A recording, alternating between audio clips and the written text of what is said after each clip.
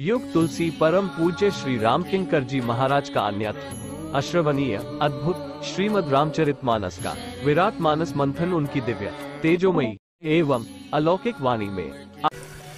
ये बड़ी व्यंग्यात्मक भाषा है और इसका अभिप्राय ये है कि मंदिर का अर्थ है कि जहां पर देवता की पूजा की जाती हो। तो लंका में ये जो बड़े बड़े विशाल भवन बने हुए दिखाई दे रहे हैं, कौन को जब गोस्वामी जी मंदिर कहते हैं तो गोस्वामी जी का अभिप्राय क्या, कि वस्तुतः लंका के प्रत्येक भवन में एक देवता की पूजा हो रही, और वो लंका में ही नहीं, जिसके जीवन में उस देवता की पूजा है, का वो देवता सचमुच का न जाने कितने लोगों के जीवन में यह कहना चाहिए कि अधिकांश लोगों के जीवन में उसी देवता की पूजा तो हो रही। और वो देवता कौन सा है? का लंका देह नगर है और लंका के प्रत्येक भवन में देह की पूजा हो रही है, देह की सेवा हो रही। और ये कितना विचित्र सत्य है।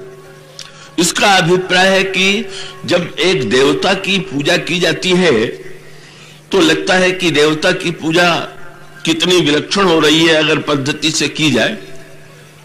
लेकिन हम लोग यदि अपने जीवन पर दृष्टि डालें तो हम लोग प्रातः काल से लेकर के रात्रि पर्यंत देह देवता की पूजा करते हुए ही तो दिखाई देते हैं। देह देवता को ही संतुष्ट करने की, प्रसन्न करने की, देवता की देह देवता की ही आराधना की जाती।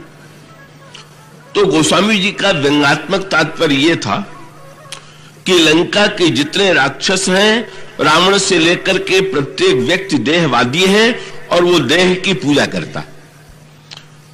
इसीलिए गोस्वामी जी का व्यंग बहुत सुंदर था।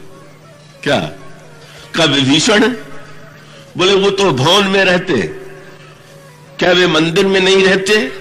बोल के गोस्वामी जी कहते नहीं नहीं, उनके भवन के पास एक मंदिर बना हुआ और वो मंदिर है हरि मंदिर तह भिन्न बना हुआ।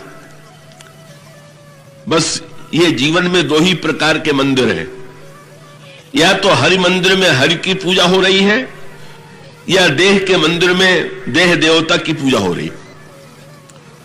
तो लंका के जितने राक्षस हैं, रावण से लेकर के का, उनके घरों में अपने अपने शरीर का सुख, शरीर का भोग, शरीर की सेवा, ये कोई साधारण पूजा थोड़ी। किसी ने कहा कि लक्ष्मण जी तो श्री राम की ऐसी सेवा करते हैं कि ऐसी सेवा कोई क्या करेगा। गोस्वामी जी ने व्यंग करते हुए कहा बिल्कुल नहीं, लक्ष्मण जी जो सेवा करते हैं वो हम लोगों की सेवा से बिल्कुल अधिक नहीं। जैसी सेवा हम लोग करते हैं वैसी सेवा लक्ष्मण जी करते, पर देवता हम लोगों के अलग अलग।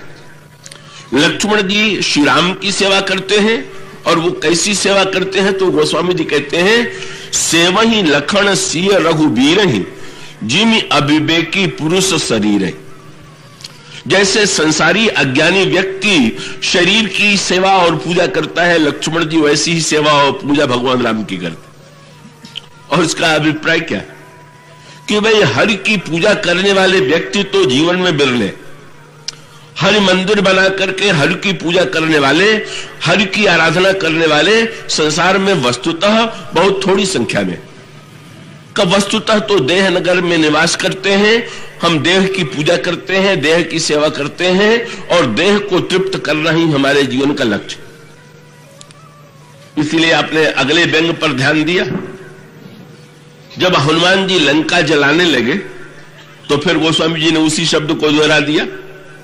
क्या बोले, रेबुक चढ़ो कपि कना कटानी भई सभीत निशाचर नारी, हरि प्रेरित ही अवसर बहे मरुत 49, अट्टहास करि गर्जा कपि बढ़ लाग आकाश।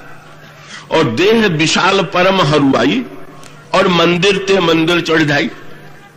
फिर वही मंदिर, और फिर विभीषण जी के लिए फिर वही शब्द, जारा नगर निमिख एक माही, एक विभीषण का गृह नहीं। बड़ी विचित्र बात है। हनुमान जी जैसा महान भक्त मंदिर को जला दे और घर को छोड़ दे, ये तो उल्टी बात है। मंदिर को जला देना, सारे लंका के मंदिरों को जला दिया। किसी ने हनुमान जी से पूछ दिया, महाराज आपने लंका के सारे मंदिर जला क्यों दिए? हनुमान जी ने कहा कि भाई ये जो देह देवता की पूजा होती है उसकी अंतिम पूर्णाहुति देह को जलाने में ही तो होती है, और क्या होता है? चाहे देह देवता की जीवन भर जितनी पूजा कीजिए, लेकिन अंत में फूंक देने के सिवाय उसकी अंतिम कोई परिणति नहीं।